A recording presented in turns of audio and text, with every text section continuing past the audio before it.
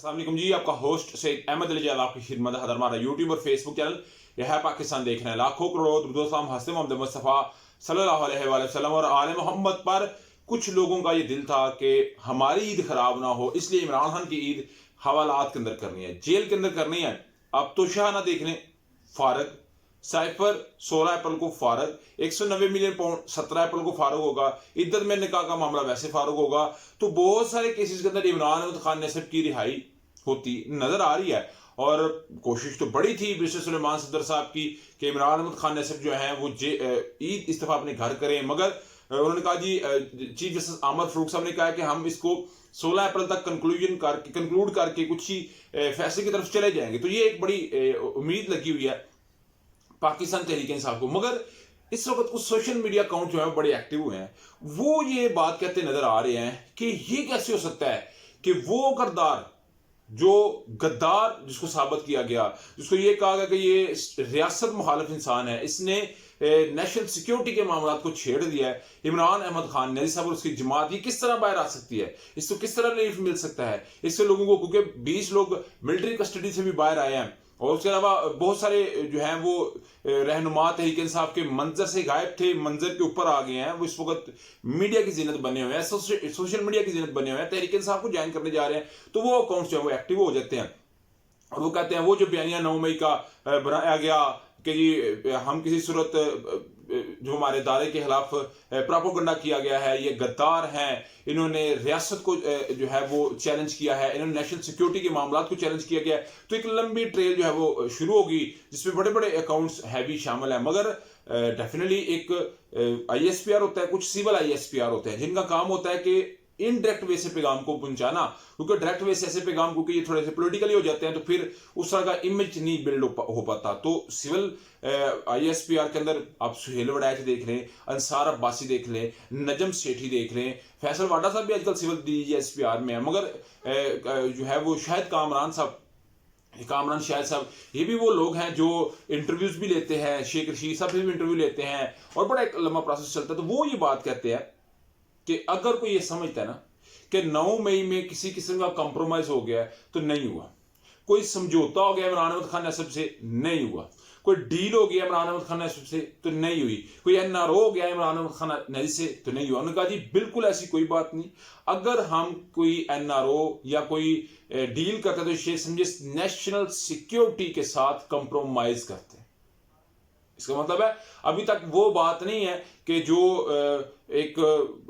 Build किया जा रहा है कि जी इमरान अहमद खान से बाहर को, और ये कौन कर रहा है, नून लीग का सोशल मीडिया विंग कर रहा है ना, वो ये बात तड़फ के ये बात कर रहा है कि किसी सूरत इमरान खान अगर बाहर आ जाता तो फिर तो हमारे लिए वबाले जान और सर दर्द जान बन जाता। क्योंकि कल जिस तरह उन्होंने बयान दिए हैं, कल जिस तरह उन्होंने मीडिया के साथ टॉक किया, उन्होंने कहा जी मेरा ख्याल है बड़ी बोल्ड स्टेटमेंट थी।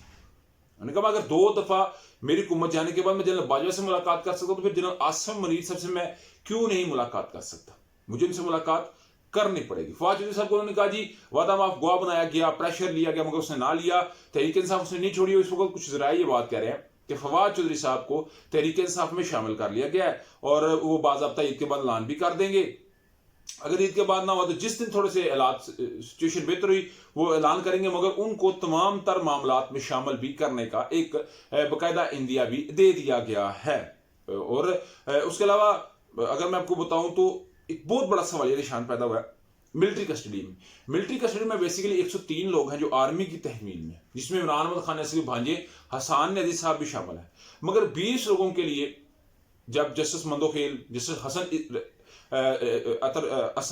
अजहर रिजवी साहब ने अटॉर्नी जनरल से पूछा कि आप हमें बताएं कि कौन से लोग हैं जो छूट सकते हैं, कौन से लोग हैं जिनका ट्रायल चल सकता है, तो अटॉर्नी जनरल साहब ने कहा कि 20 ऐसे लोग हैं कि वो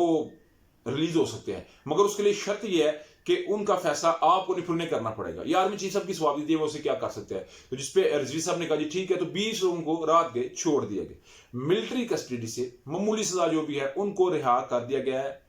मिलिट्री कस्टडी के अंदर जो लोग थे,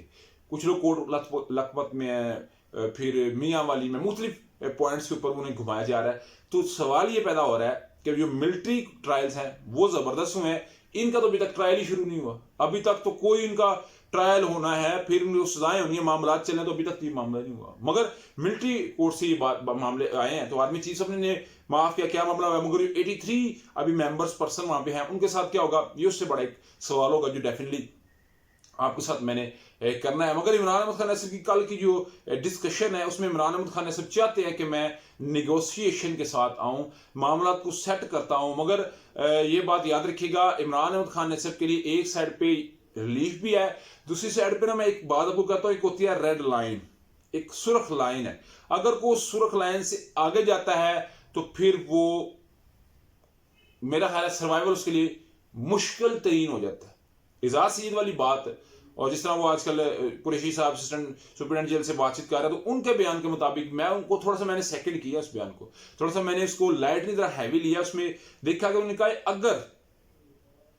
इमरान अहमद खान नैसर ने एक लाइन क्रॉस की तो फिर जुल्फकार अली भुट्टो से जैसा हिसाब हो सकता है। तो क्या कोई हमारा अभी मुल्क इस चीज़ का मेरा हाल मुतहम्मल नहीं है। उस वक्त जुल्फकार अली भुट्टो साहब का जब मामला हुआ तो एक मुल्क की 2 लख्त हो गया 16 दिसंबर 1971 में। तो आज खुदा नास्ता क्या होगा, ये मेरा हाल कुछ मफरूजात होते हैं जिन पे एक साफ़ी का काम होता है, कुछ को बात करना, सिर्फ उसने ऑब्जर्व करना, मगर ऐसे फैसले खुदा नास्ता करने इन्होंने नहीं होते, वो कुछ और लोग करने वाले होते हैं। तो ये एक बात थी उधर जी। जो एक अपेक्स कमेटी बनी है उसके अंदर काफ़ी सारे लोगों को ऐड किया गया, कल भी परसों भी किया गया, मगर रात के आजम स्वाति साहब सेंटर सबका सेंटर आजम स्वाति साहब, हलीम आदल शेख साहब, फरदोस शमीम नकवी साहब, तो इनको भी उस एपेक्स कमेटी के अंदर शामिल कर लिया गया। और कुछ लोग ये कह रहे हैं कि फवाद चौधरी साहब को भी कर लिया जाएगा, और यही वो सारे सियासी मामला को देखेंगे, फिर इमरान अहमद खान नैसर को बताएंगे, उसके बाद मामला जो है वो चलेंगे। आपका समझा मुझे लाजमी कमेंट से शेयर कीजिए। वाला वीडियो पसंद है तो लाइक सब्सक्राइब अपने दोस्तों शेयर कर लीजिए। नेक्स्ट वीडियो के लिए होस्ट को जल्दी अल्लाह का हम अस्सलाम वालेकुम।